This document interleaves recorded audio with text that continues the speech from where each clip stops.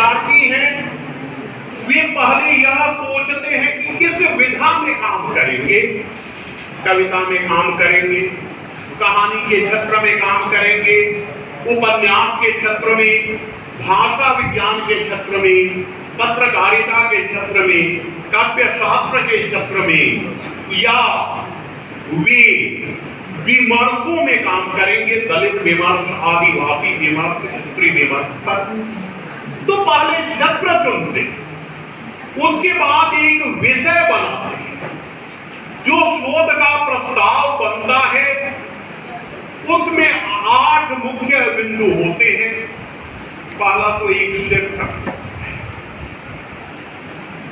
हमको काम करना है रांगीय राघव पर उनकी कहानियों।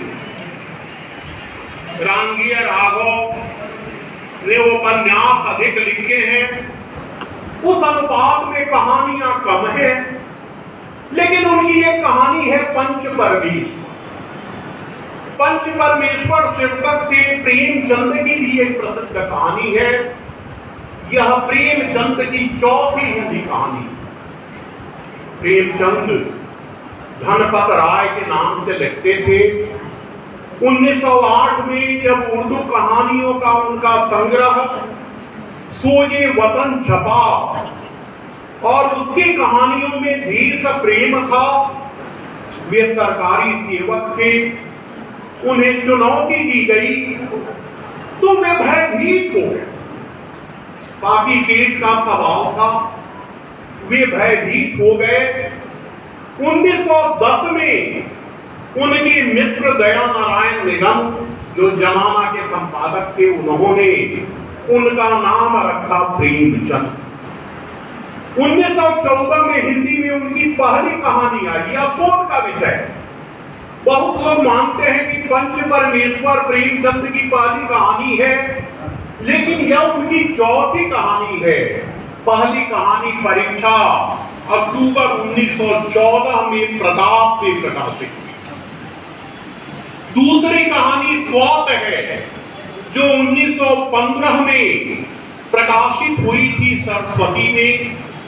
तीसरी कहानी है सज्जनता का दंड, यह भी 1915 में प्रकाशित हुई थी। और चौथी कहानी पंच परमेश्वर का प्रकाशन हुआ था 1916। जब प्रेमचंद पर शोध कार्य हुए तो यह धारणा गलत हो गई कि पंच परमेश्वर ही उनकी हिंदी की पहली कहानी। तो शोध से हम सत्य का अन्वेषण करते हैं, जो कहा गया है हम उसका परीक्षण करते हैं, हम यह देखते हैं कि क्या जो कहा गया है वह सही है। तो जब हम शोध के लिए प्रस्ताव देते हैं तो एक शीर्षक देते हैं। अब रांगीय राघव की कहानियां गदल प्रेम कहानी, प्रेम बहुत भटकाने वाला है। आज जो इतनी अशांति है, आज जो इतना भ्रम बना हुआ है, यह इसलिए है कि हम प्रेम से विरहित होते जा रहे हैं। नीरज ने कभी कहा था कि क्या करेगा प्यार वह भगवान को, क्या करेगा प्यार वही ईमान को, जन्म लेकर आदमी की गोद में कर सका ना प्रेम इंसान को। जो मनुष्य से प्रेम नहीं करता वह बेजान मूर्तियों से भी प्रेम नहीं कर सकता है। इसीलिए फिराक ने भी कहा था कि ये माना जिंदगी है 4 दिन की, ये माना जिंदगी है 4 दिन की, बहुत होते हैं यारो 4 दिन भी, खुदा को पा गया वाइज मगर है जरूरत आदमी को आदमी की। तो गदल प्रेम कहानी, प्रेम जब गलित होता है तो वह वासना का रूप लेता है, और जब वह तपता है तो वह उपासना बनता है। हमारे देश का प्रेम उपासना मूलक प्रेम है। हमारे यहाँ गोपियां कृष्ण की प्रतीक्षा करती, रोज रास्ता देखती थी, बेचाती तो जमुना में कूद जाती और मथुरा में जाके कृष्ण को ढक लेती कि रे निर्मोही, जब भागना ही था तो हृदय क्यों ले। लेकिन प्रेम जब गंभीर होता है तो वह उपासना का रूप लेता है। यह अनुसंधान। हमारे यहाँ लैला मजनू की कहानी क्यों नहीं है? हमारे यहाँ नल जयवंती की कहानी है, हमारे यहाँ राधा कृष्ण की कहानी है।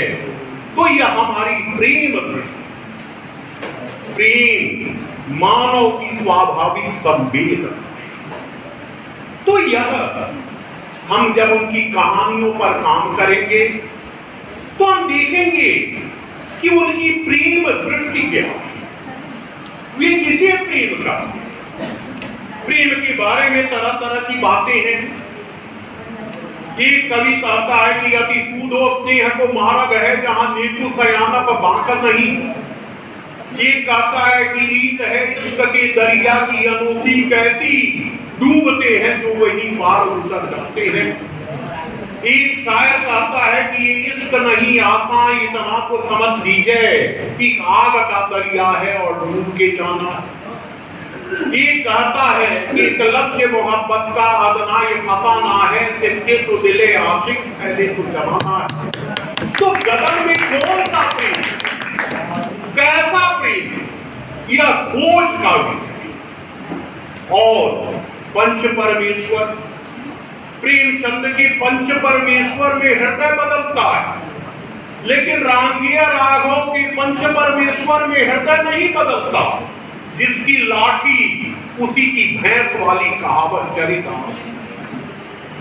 समय के साथ सत्य बदलता है।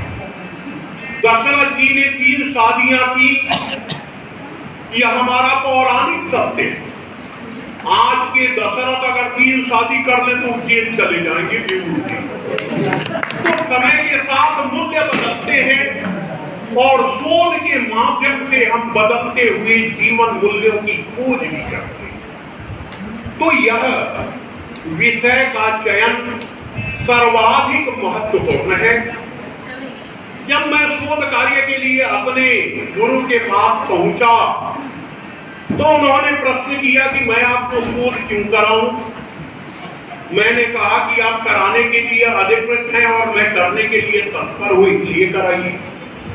कहा कि मुझे क्या फायदा होगा। मैंने कहा कि मैं आपके यश का विस्तार करूंगा। कहा कि आप नाटक के आदमी हैं और मुझे नाटक नहीं आता। मैंने कहा कि मैं नाटक का विद्यार्थी हूं और अभिनय के 4 प्रकार माने गए हैं, वाचिक, आंगिक, आहार्य और सात्विक। आपके अध्यापन में अभिनय के 3 प्रकार साकार हो जाते हैं, वाचिक भी, आंगिक भी और सात्विक भी। इसलिए मुझे लगता है कि नाटक के क्षेत्र के आप अधिकारी विद्वान हैं। उन्होंने कहा कि भुवनेश्वर पर काम नहीं हुआ है, काम कर लीजिएगा। क्यों नहीं कर लूंगा, विषय ले लिया। कहीं कुछ सोचता ही नहीं, जिससे पूछूं वही कहे फंस गए, क्या काम नहीं हो पाए। पीडी टंडन ने एक संस्मरण लिखा था भुवनेश्वर पर। मैं जब इलाहाबाद उनसे मिलने गया तो एक शब्द हिंदी में उन्होंने नहीं। नो। लक्ष्मीकांत वर्मा हिंदी के चर्चित कवि थे। उनसे मिला तो कहा कि आप फंस गए, आप शोध कार्य नहीं कर। वो तो भीख मांगते हुए मर गया। 47 साल की उम्र में उस व्यक्ति की गुमनाम मौत हुई। मैं उस विद्यालय में गया जहां भुवनेश्वर का नामांकन।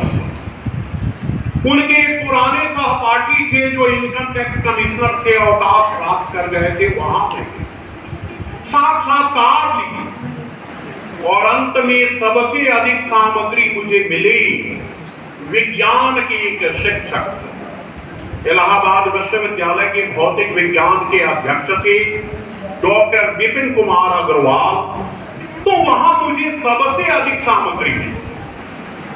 तो हम जब विषय का चयन करते हैं तो हम देखते हैं कि सामग्री की उपलब्धता क्या है, सामग्री कहां मिली? सामग्री उस समय जब हम लोग शोध कार्य कर रहे थे, इंटरनेट का जमाना नहीं, फोटोस्टेट की मशीन भी इतनी विकसित नहीं थी और हर जगह फोटोस्टेट की सुविधा भी नहीं। तो आप सामग्री की उपलब्धता है, सामग्री आप लेंगे। मुझे भुवनेश्वर के एकांकी पर काम करना था, लेकिन जब मैं खोजने लगा तो मुझे लगा कि भुवनेश्वर कहानीकार भी अत्यंत महत्वपूर्ण है। मैंने शोध कार्य किया और कालांतर में लोगों ने कहानीकार के रूप में भुवनेश्वर के महत्व को भी स्वीकार किया। वह पक्ष ओझल था, भुवनेश्वर कवि भी था और भुवनेश्वर को अंग्रेजी और उर्दू की बहुत अच्छी जानकारी थी। फैज अहमद फैज जोश मलिहाबादी पर उसने आलोचनात्मक लेख लिखे। तो जब हम चलते हैं, जब हम शुरुआत करते हैं तो एक अंधेरा होता है। आप किसी अंधेरे कमरे में जाते हैं तो आप अनुमान करते हैं कि जो स्विच बोर्ड होगा वह दरवाजा के आसपास प्राय होता है। यहां भी दरवाजा के पास ही है, लेकिन कहीं कहीं ऐसा होता है कि बीच में स्विच बोर्ड होता है। तो आपको खोजते हुए जाना है, बत्ती जलानी, तो अंधेरे में आप शुरुआत करते हैं। शीर्षक के बाद आप उस समस्या को रेखांकित करते हैं जिनका समाधान आपको शोध के माध्यम से करना। मैंने यह तय किया था कि हिंदी में विसंगत नाटक की शुरुआत भुवनेश्वर की, यह मेरी प्रतिज्ञा थी। अब हमको देखना था कि विसंगत नाटक क्या है, विश्व साहित्य में या किस रूप में उपलब्ध है, हिंदी में अन्य लोगों ने यह लिखा है कि नहीं लिखा है। तो एक समस्या जिसका समाधान करना है वह हमारी प्रतिज्ञा। उसके बाद हमको जस्टिफिकेशन पर ध्यान देना। हम आखिर जो शोध कार्य कर रहे हैं वह शोध कार्य क्यों महत्वपूर्ण, क्यों प्रासंगिक? तुलसीदास की भक्ति भावना, इस पर बहुत लोगों ने कह दिया है, अब हम क्या कहेंगे? नहीं, फिर भी हम कह सकते हैं। यह माना गया है कि भक्ति की 3 अवस्थाएं होती हैं, भजनम भक्ति, भंजन भक्ति और भागो भक्ति। सबसे पहले जब हमारे भीतर भक्ति की अनुभूति होती है तो हम आराध्य का नाम लेते हैं, हम भजन करते हैं। उसके बाद हमें वह शक्ति मिलती है कि हम अपने दुर्गुणों का भंजन कर सके, उन्हें दूर कर सके। और जब हमारे दुर्गुण दूर हो जाते हैं तो हम उस ब्रह्म का रूप हो जाते हैं। तुलसीदास जिस समय रामचरितमानस की रचना कर रहे थे उस समय हमारे देश में सांस्कृतिक संकट, विजातीय सत्ता थी, हमारे जीवन मूल्य जो थे वे क्षरित हो रहे थे। तुलसीदास ने एक परिकल्पना की, रामचरितमानस संबंधों का सौंदर्य शास्त्र भी, भाई का भाई से कैसा संबंध हो, राजा का प्रजा से कैसा संबंध हो, गुरु का शिष्य से कैसा संबंध हो, पति का पत्नी से कैसा संबंध हो, तो वह संबंधों का भी सौंदर्य शास्त्र है, वह काव्य शास्त्र भी है, वह नीति शास्त्र भी है, वह धर्म शास्त्र भी। मुझसे एक व्यक्ति ने पूछा कि क्या लिखा? राम पर तो बहुत लोगों ने लिखा, वाल्मीकि ने लिखा, कीर्तिवास ने लिखा, कंब ने लिखा, क्या है तुलसी? हमने कहा कि काव्य मीमांसा में एक प्रसंग है अर्थहरण, जिसमें कहा है काव्य मीमांसा का राजशेखर ने, जिसका अर्थ है कि कभी जरूर चोरी करेगा और बनिया जरूर डंडी मारेगा। जो कभी चोरी करके पचा लेगा वह महाकवि होगा, और जो बनिया डंडी मार के पचा लेगा वो महाकवि हो जाएगा। मतलब यह है कि कथा पुरानी होती है, व्यथा नई होती। तुलसी ने अपने युग संदर्भ में राम कथा को एक नया रूप दिया, एक नई त्वरा दी थी, एक नई भंगिमा दी थी। तो सत्य नया नहीं होता, उसका साक्षात्कार नया होता है। जब राम कथा को लेकर साकेत लिख रहे थे मैथिली शरण गुप्त, तो उसमें राम सीधे कहते हैं कि मैं आया उनके लिए कि जो तापित है, जो दिवस विकल बलहीन दीन शापित है, संदेश यहां मैं नहीं स्वर्ग का लाया, इस भूतल को ही स्वर्ग बनाने आया। तो एक मानव के, एक युग पुरुष के रूप में वहां राम आते। शोधार्थी को यह देखना है कि पुरानी कथा युगीन व्यथा से मिलकर नई कैसे हो जाती। यह शोध का उद्देश्य। जब हम उपादेयता की बात करते हैं, अध्ययन के औचित्य की बात करते हैं, तो हमारा ध्यान किस पर? फिर मीमांसात्मक सिद्धांत है। मीमांसा एक दर्शन है।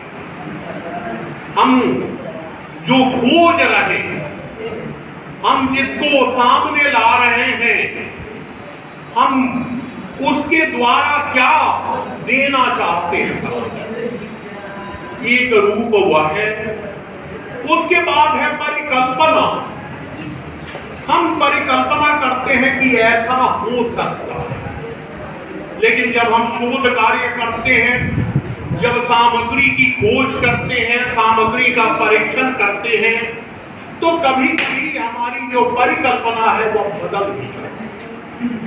फिर सूचनाओं के स्रोत होते हैं। आधार सामग्री होती है, संदर्भ सामग्री होती है, उसके बाद अध्ययन की विधि। हम तुलनात्मक अध्ययन कर रहे हैं, हम सर्वेक्षण मूलक अध्ययन कर रहे हैं, हम विश्लेषणात्मक अध्ययन कर रहे हैं। यह अध्ययन विधि होती है और उसके बाद हम निष्कर्ष तक पहुंचते हैं। तो शोध ज्ञान के क्षेत्र का विस्तार करता है, तो वह एक बौद्धिक प्रक्रिया है। अनेक प्रक्रियाओं से गुजरने के बाद हम निष्कर्ष तक पहुंचते हैं। जैसे चावल जब सिद्ध होता है तो भात, आप धूप में रख दीजिए, चावल चावल ही रहेगा। उसको भात बनाने के लिए आपको अग्नि की जरूरत होगी, जल की जरूरत होगी, पात्र की जरूरत होगी। तो शोध के कुछ उपकरण होते हैं और उनके माध्यम से हम निष्कर्ष तक पहुंचते हैं। आज जब संसाधन काफी विकसित हो गए हैं, जब हमारे पास सूचनाओं का अभाव नहीं है, डिजिटल लाइब्रेरी हो गई है, शोध कार्य सहज हो। आप कल्पना कीजिए कि विदेश से आए हुए पादरी ने राम कथा के उद्भव और विकास पर काम किया। 300 से अधिक ग्रंथों की खोज की। आप कल्पना कीजिए कि राहु सांकृत्यायन तिब्बत गए, बर्तन धोने का काम किया और वहां बौद्ध साहित्य की पुरानी पोथियों का उद्धार। तो यह एक वैचारिक यात्रा है। मैं सूत्र में आपसे बात कर रहा था, कहा है एक शायर ने कि जिसे फैयाज ने कुछ बुलबुल ने कुछ समझा, चमन में इतनी मानी खेस की ये खामोशी मेरी, हमारी भारतीय संस्कृति का विकास हुआ तो ऋषि आए। कई ऋषि मंच पर बैठे हुए हैं हमारे अग्रज के रूप में। उसके बाद मुनि आए। मुनि का काम था मौन रह के सत्य का अन्वेषण करना। तो मैं मुनि की भूमिका में आपके बीच था। ऋषि लोग आएंगे, उसके बाद संत आएंगे और उसके बाद साधु आएंगे। तो मैंने कुछ देर आपको बोर किया। आपका धन्यवाद करते हुए मैं विचार की इस यात्रा में अपने साथ चलने के लिए आप सबके प्रति हार्दिक रूप से कृतज्ञ हूं। धन्यवाद।